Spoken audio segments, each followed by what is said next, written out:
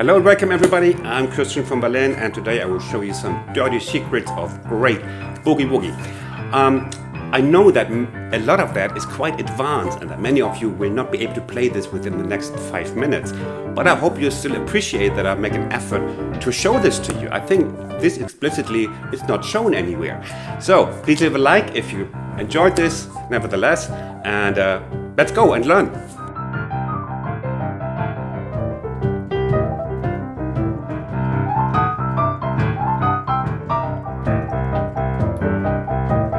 They think up, but they want to create a downward momentum, and the thumb will be too late. So before we go to the juicy bits that I know you're waiting for, you're salivating already, what is the essence of great Boogie Woogie? Yeah, it's groove. It's busy music, it's high energy music, but above all, it's groove music.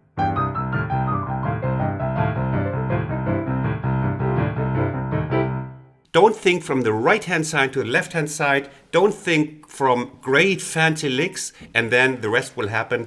Always think and practice and feel from the left-hand side.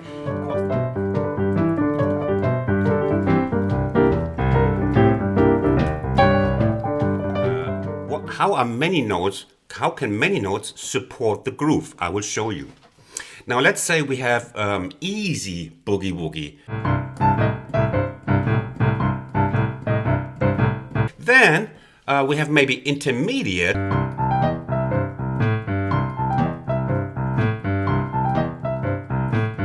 So what do these notes do? They give momentum. You can almost feel it. Can we give it even more momentum with more notes? More notes in the middle in the so-called ruffs, like these swooshes down, that give this strong momentum to the groove. Up and down, here, here. And that is what you typically hear in great Boogie Woogie. Now, I cannot do really detailed, easy or beginner's explanations because, you know, that would take ages. But I will give you some insights. I will play some of it for slow, but please excuse that we cannot go down on super slow level. Now, if you're still missing some basics of easy Boogie Woogie, why not enjoy my free Easy Boogie Woogie course? We have 5 parts already. I start explaining the very basics and we march on from there. You can even learn with sheet music, which is available. Come and try. It's linked under the video. Now we have these more notes in the middle instead of we play a third note. Landing on the 2.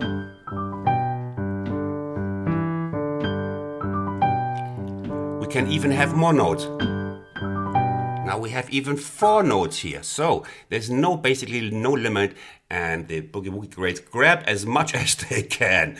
Like if you have a winter sale for clothes, you just grab and run, and or this one.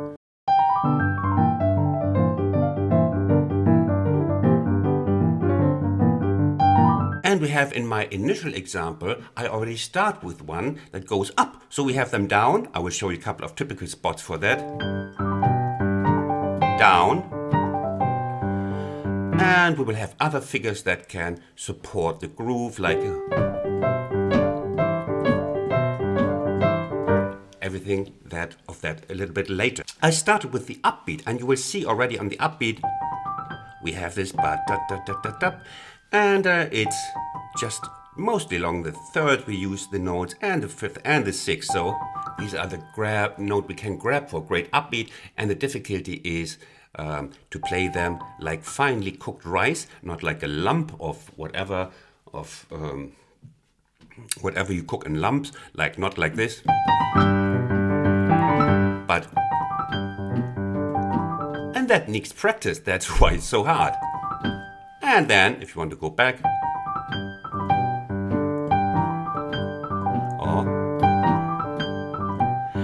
okay, up, down. Now for for down, we have a couple of typical positions where we can play this, and the great licks you always want to learn are full of those. They have a couple of elements in between and a lot of these ruffs, like here.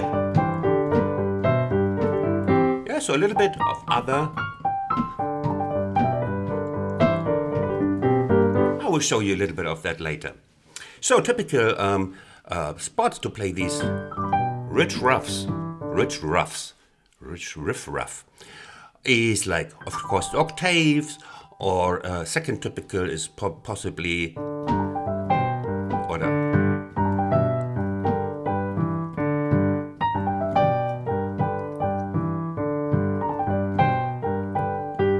you see already here, we have one, da da la ba ba.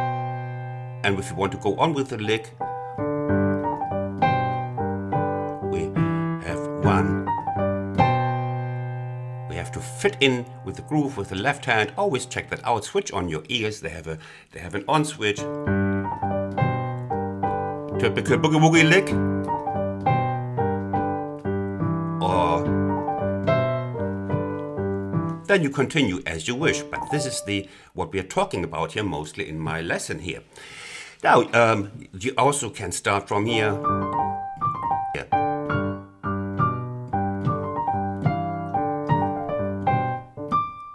So we have these notes, we have these notes, we have, of course, you have also the seventh chord.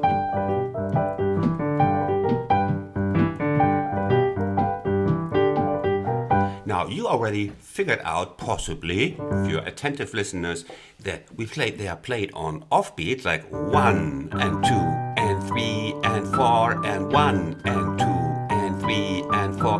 But also listen to this. Yeah, how did I start this? Here. We have them on the downbeat as well. Offbeat, 1 and 2. Now, 1, 2, 2 of, so, downbeat. Every boogie pianist has, let's say, a little taste or a little favorite for one. I think, I believe when I was transcribing or listening, Dr. John loves to play also mixed with plenty of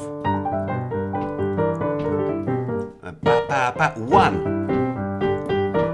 One,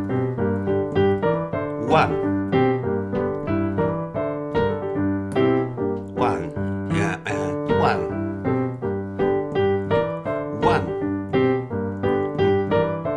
I could do this for ages, but this is now straight. It would insufferably be. Okay.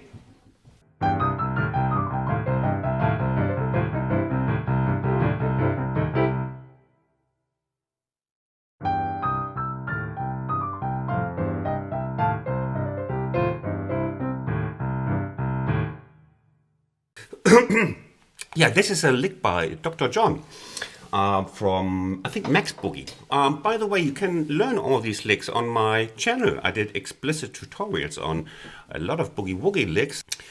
So here we have a typical Dr. John thing with the thirds. And then we have the ruff. So on the 2 he's here. And then he just repeats. Yeah, that's what the greats also do, just repeating. So, and here, and you can do this to eternity. Now he plays it with this left hand. So let's lose a couple of words on if. Massive, complicated left hand makes great boogie in itself. No, the answer is clearly no. You will find even Albert Ammons playing a very like this one. Hey, the great master is just playing in 3-note pattern. How can this be? Yeah, because he's grooving. That's why. So, but you can of course, play a complicated left hand, and if you're a professional boogie woogie player, you have to, because some of the originals have difficult left hands, and you want to play them as in the original. Also, if you need an evening set of 12 boogie woogies or 15, you need diversity, and so they have to play like whatever stuff. I will show you this one with this lick.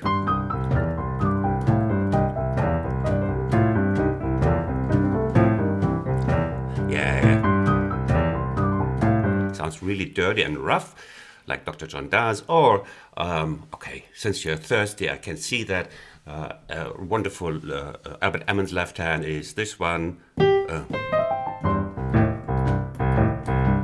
love this one. On this you can play really fast.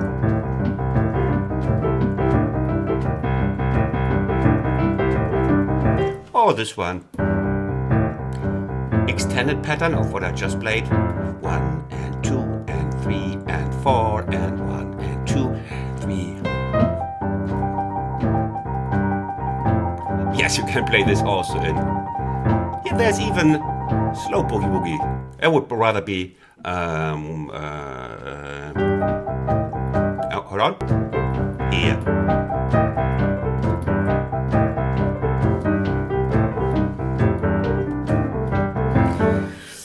Okay, let's move on. How else you can employ these ruffs?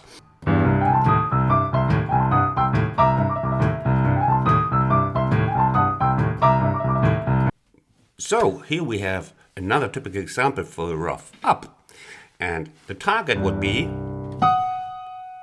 1.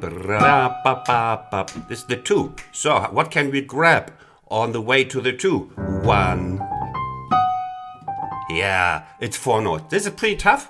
It's pretty tough. So these notes, again, like a wonderful one after another, not like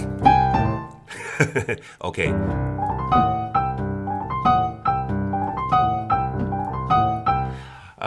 Did I mention that I will show you a little bit how to practice this a little bit later? Yeah, everything in this lesson is a little bit later. No, but it doesn't make sense if I explain it for each one, because there are a lot of similarities in how to approach them. So, or something like this.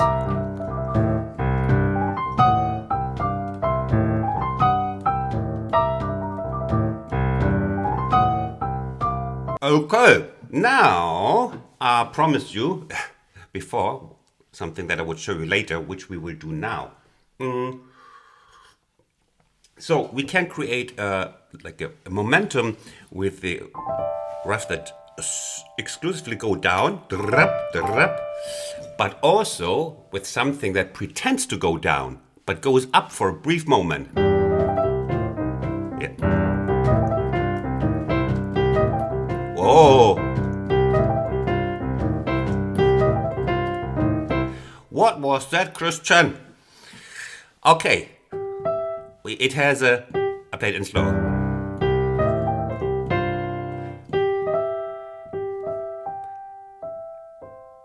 And I sometimes call the small version the butterfly, because we played as slightly as a butterfly.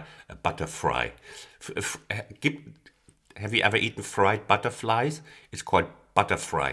Now, okay, we have the butterfly, and now I told you grab as many notes as you can. Of course, we grab another one here. So you got to imagine this as a thrust down. It just pretends to go the other way, just to go even more down. You know, just pretending. And then so, and then you do whatever you fancy. This is the element. Add here.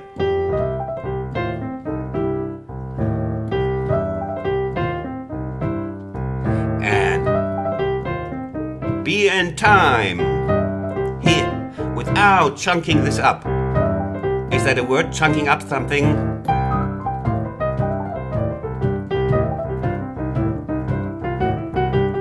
Christian going crazy. So, in one swoosh. Ah, this is another butterfly I showed you before when I said I would show it to you later on. Yeah, it's this one. Great, great, great popular boogie woogie thing. And we have a swoosh down, pushing this note.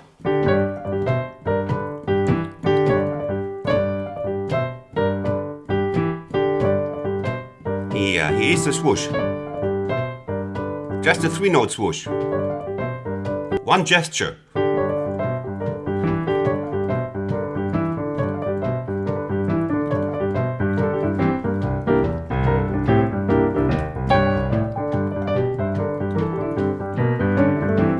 Yeah.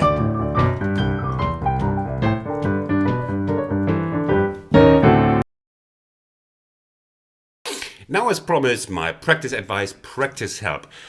Usually you will be confronted with the situation, you have a lick which includes a ruff, but the ruff will be the hardest bit. So you will have like something like this.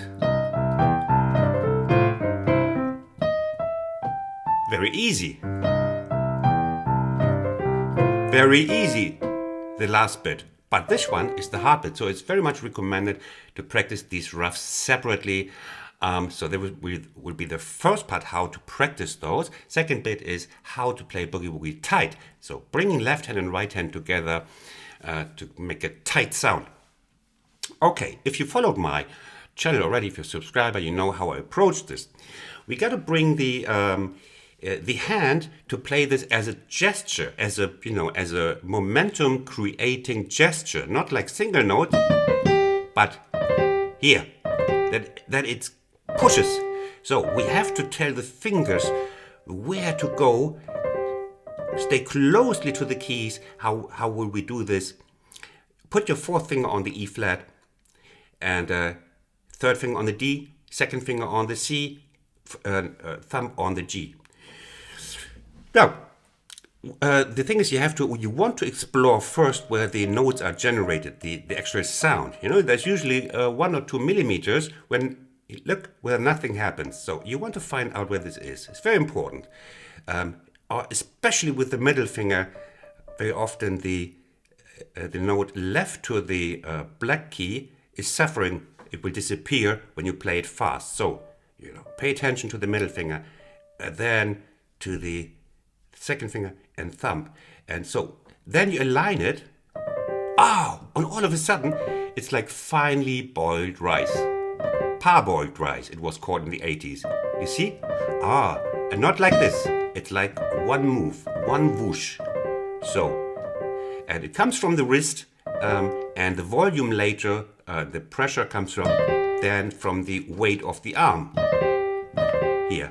But the fingers now know where to place them, where to align it. I often use the comparison of the ink dryer, 19th century ink dryers, these half circles with green felt underneath, where you just dry the ink with. So boogie woogie is like drying ink, basically. So you just have your fingers aligned like an ink dryer and do a half circle. Wonderful. And then you do the same for all other ruffs, like for this one. It's a little bit harder, I found, that because the F is usually the note that gets sacrificed on the way. Sooner or later it sounds like. So because the third finger was not properly aligned in the stress of the moment.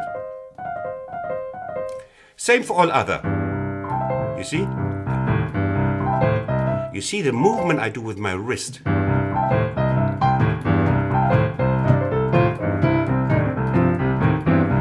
And then from there on, you put your lick together.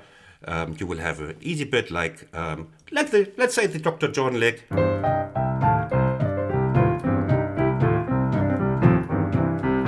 It has an easy bit.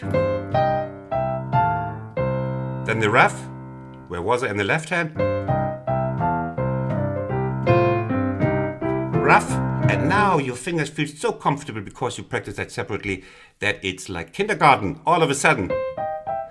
Easy and finish easy. So it will be the hardest bit in your riff and in your lick. The same practicing technique applies to our super butterfly.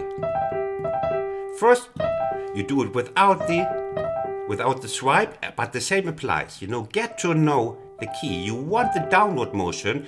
Don't be distracted that it's going briefly up. You think down. What students very often do is come to the piano. Oh, it's gonna be hard, terribly hard.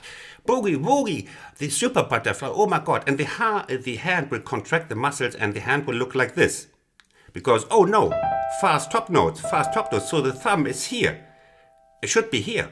So, and then they think up, but they want to create a downward momentum, and the thumb will be too late, and it will sound terrible. Instead, what we want is, thumb is already waiting for his task.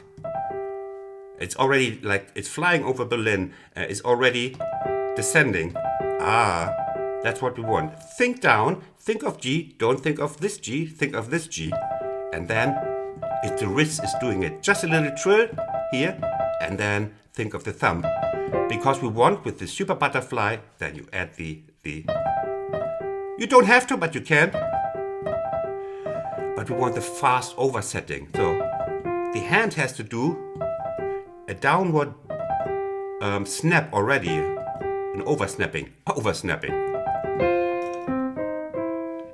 And yeah, that's basically it. You practice like this, and then you can make an exercise of the ruffs or the butterfly, like.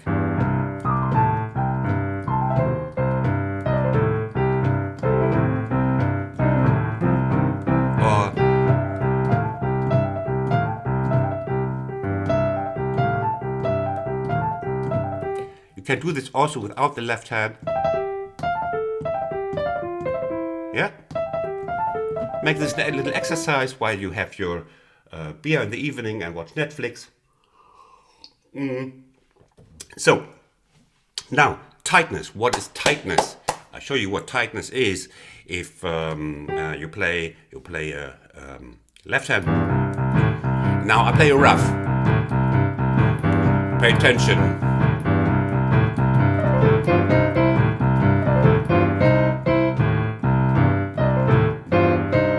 Yes, they're locked in, left and right hand. They're not cluttering like. Neither the left hand is cluttering, nor the right hand. They are together, they're locked in. Here. There. No matter how many of them you play, the stress will increase. And if you do it twice, latest the second time. And here, student is breaking down on the second ruff. So, tightness means open your ears again and don't let the left hand cheat. Very important chapter now, left hand cheating, because you're so happy, you're celebrating yourself that you, after 1 year of practicing, you manage this and you just listen to the right hand and you play like,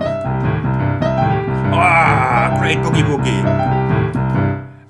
And the left hand was either disappearing. I hear this so many times.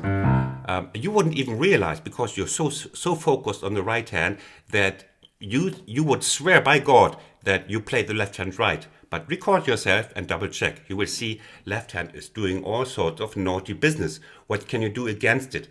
You play, especially in the beginning, you play the left hand overly loud, like da da da da da da da, because the sound is in the room, and you cannot ignore it if its left hand is disappearing. So and then you will also hear, if you keep your triplet groove, da ga ga da da ga da da ga da da da, keep it up.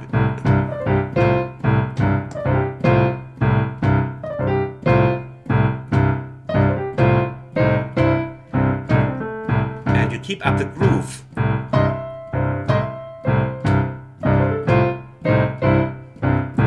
So, you have to monitor yourself, pay close attention what your left hand is doing, play it too loud that you cannot you're not cheating while you're all excited with the latest Dr. John lick in the right hand. And then you put you put your licks together, whatever they consist of, and you will see the heartbeat is done, and you will sound like $1,000,000 in no time. I hope you enjoyed this. I hope you got some inspiration and some help for your super boogie woogie. And I say thanks for watching. Bye from Berlin. Maybe you want to subscribe even. And have a great day.